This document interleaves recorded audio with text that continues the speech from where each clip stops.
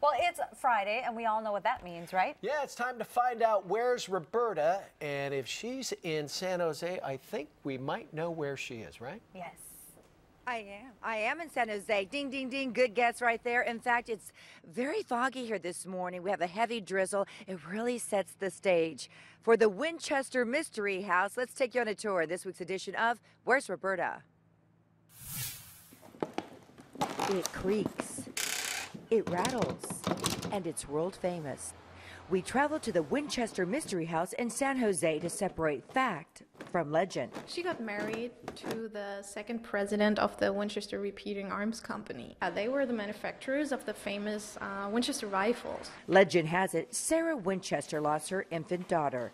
15 years later, her husband died. Grief-stricken, she visited a psychic in Boston who told her, She and her family and her fortune are haunted by the spirits of the people who got killed by the rifle. Sarah Winchester built 160 rooms here, 13 bathrooms, and wow, tell me about this room. This room is one of her 40 bedrooms she slept in. Actually, this is her main bedroom where she slept in the last years of her life because she was very sick and needed a nurse on duty all the time. Tell me, what is this room we're walking into? This room is the $25,000 storeroom. And that's because at the time when Mrs. Winchester died in 1922, all the items that were stored in this room were valued at $25,000. This is also the room where Sarah got trapped during the earthquake in 1906. And it took the servants hours to find her since she was sleeping in a different room every night.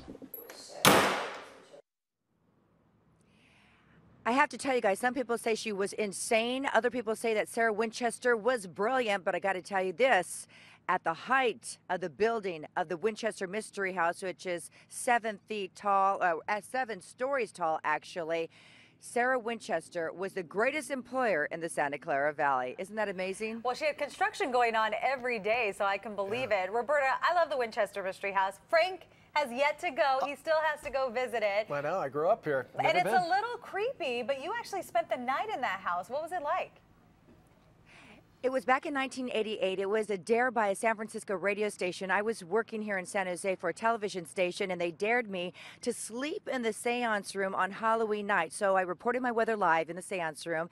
Then everybody left. Everybody did. I had a satellite radio that was about this big, and it attracted the attention of Larry King. So he kept me company via satellite, interviewing me. But your mind runs away with you. You know, you just start thinking that you're seeing things. You hear a lot of sounds because this is an old house, and it creaks all day and all night long. I would never do it again. It was the craziest thing I've ever done for television.